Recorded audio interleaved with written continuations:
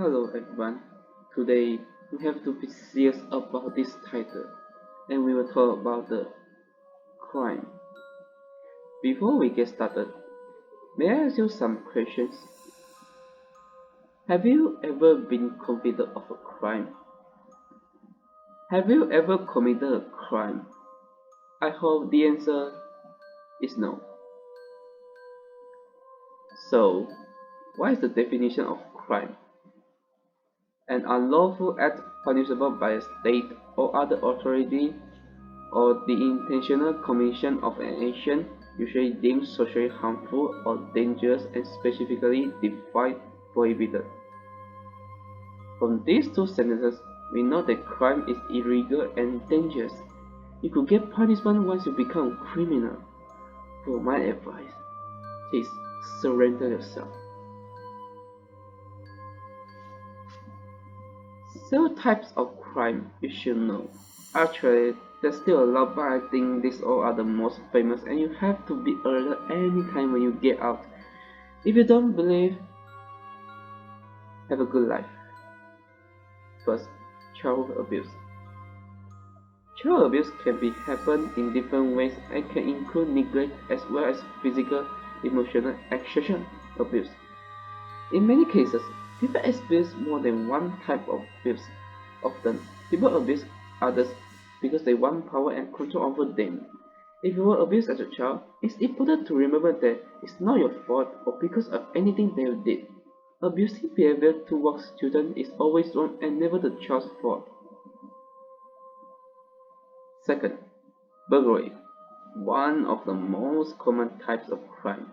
A burglary is when someone breaks into a building with the intention of stealing, hurting someone, or committing unlawful damage. It isn't always a one-off event. Some people may be burgled several times or be affected by other crimes as well, such as harassment or hate crime. The impact of burglary isn't just financial, it can also have a significant impact on your emotional well-being and sense of security. Third, cybercrime and online fraud.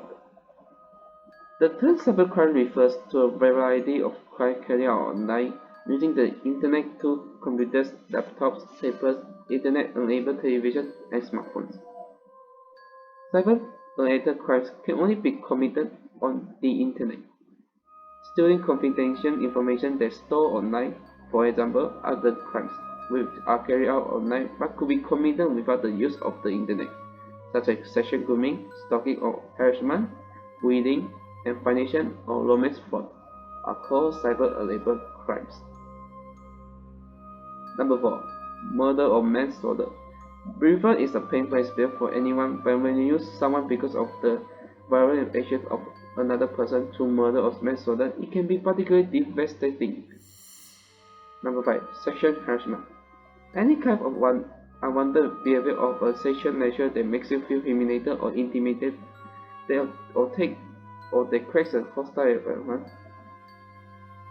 When someone calls you insulting sexual names, talks about you in a sexual way that makes you feel uncomfortable, like commenting on your body or spreads sexual rumors about you, that's sexual harassment. It can happen in person, over the phone, or online.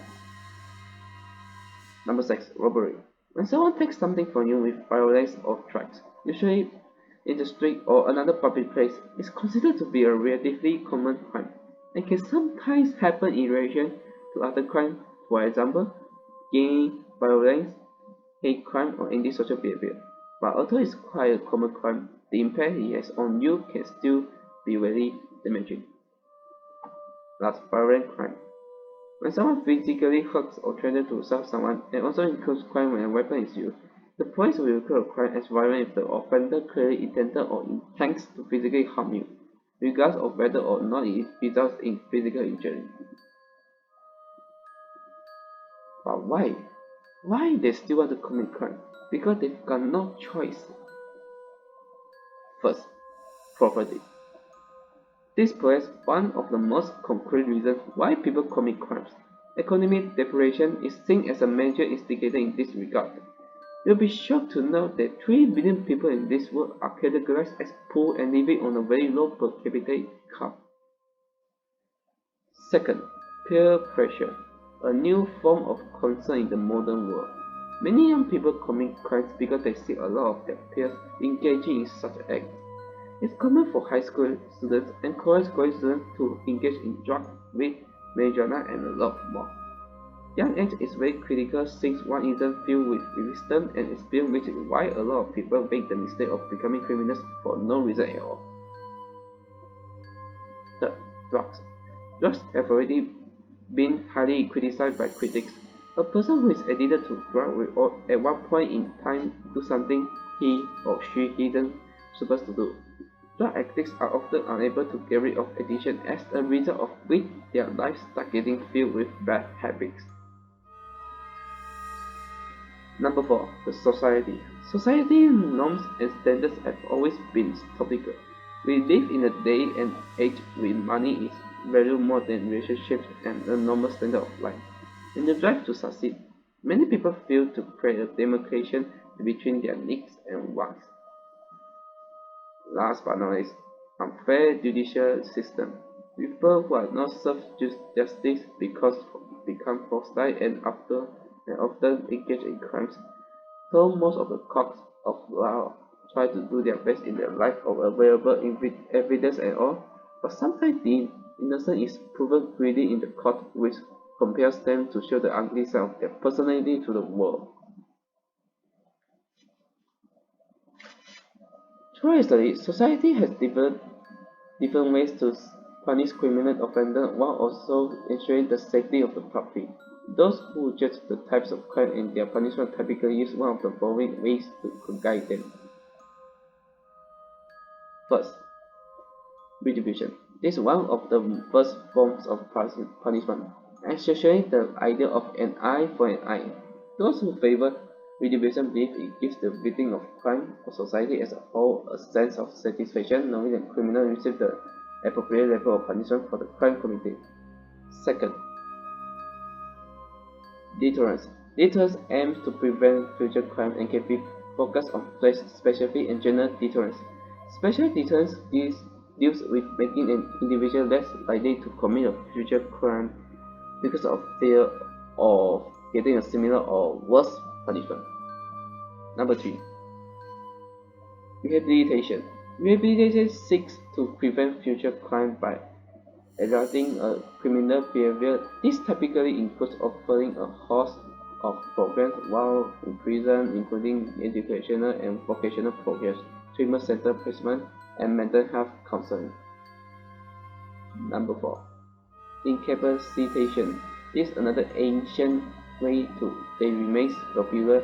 Incapacitation simply means removing a person from society. Last but not least, restoration. The new way to criminal justice calls for the offender to make direct amends to the victim of their crime as well as the community where the crime occurred.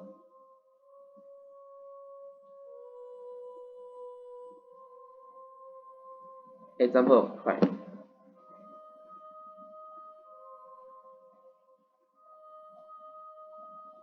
You could find more online.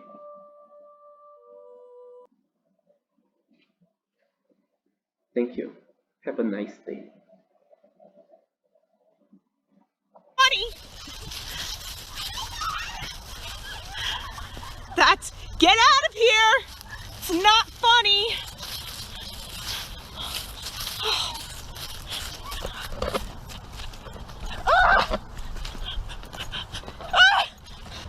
Get inside! Get inside! Get inside! Get inside!